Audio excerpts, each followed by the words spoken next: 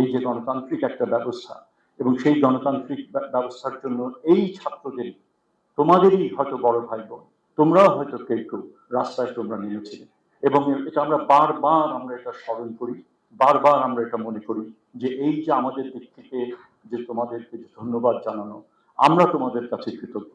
এই নতুন আমরা যেখানে আমরা যেই প্রজন্ম মোটামুটি ভাবে নিজেদেরকে সমর্পণ করেছিলাম, যে একটা ব্যবস্থা, একটা অধিকারহীন একটা ব্যবস্থার মধ্যে প্রজা হিসেবে একটা রাষ্ট্রের মধ্যে আমরা ছিলাম, তার থেকে আমরা বেরিয়ে আজকে যে আবার নতুন ভাবে নাগরিক হিসেবে আমরা আবার যে অধিকারগুলো আমরা ফিরে পেয়েছি, সেটা তোমাদের কারণেই সেটা হয়েছে। কাজে এই রাষ্ট্রে একটা বড় স্টেক হোল্ডার তোমরা, এবং তার সাথে যেটা আসে, দায়িত্বের একটা বিষয় আসে।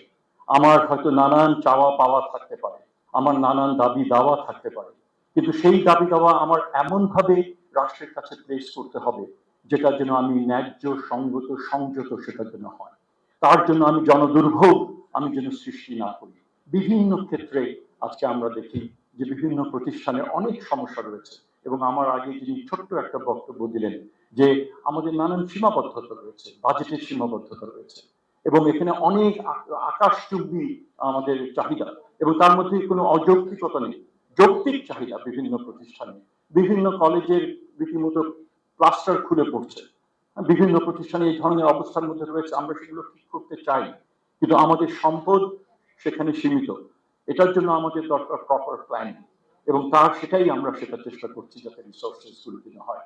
কিন্তু এগুলো রাতারাতি এগুলো করা সম্ভব না, বিশেষ করে একটা সরকার যেটা একটা সীমিত সময়ের জন্য যারা আসেন, তাদের ক্ষেত্রে এই এই এই চাহিদাগুলো একসাথে পূরণ করা সেটা সম্ভব না। কাজে ছাত্রদেরকে যখন আমি বলছি অবশ্যই তোমরা একটা বিগ স্টেক হোল্ডার, কিন্তু একই সাথে সাথে তোমাদের বুঝতে হবে রাষ্ট্রের সীমাবদ্ধতাগুলো কি, সরকারের সীমাবদ্ধতাগুলো কি।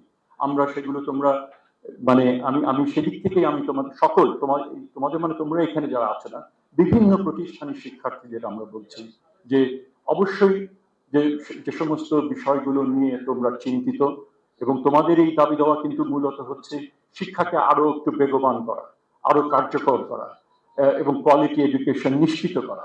আমরা সেটা বুঝি, আমরাও সেটা চাই, কিন্তু সেই জন্য যে রাতারাতি সমস্ত সমস্যার সমাধান হবে সেটা বোধহয় ভাবাটা একটু অন্যায়।